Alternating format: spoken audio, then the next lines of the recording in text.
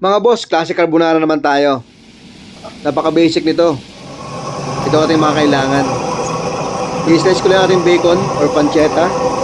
Tinanggal ko na yung balat niya para walang matigas. Hindi pala ako gumagamit ng oil dito. Ang ginagamit ko na lang dito yung oil ng bacon. Nagsabay-sabay ko na kasi walang humahawak ng camera eh. Yan, nagpo-produce siya ng oil. Yan na yung pinakang oil niya. Yung taba niya. So magpapait lang ako ng water. Lalagyan ako asin. Haluin lang natin yung pasta. Kagaya ng dati para hindi magdikit-dikit. Then pag okay na, ilagay natin, direkta na natin. Ito lang yung kalahati nung niluto natin kanina.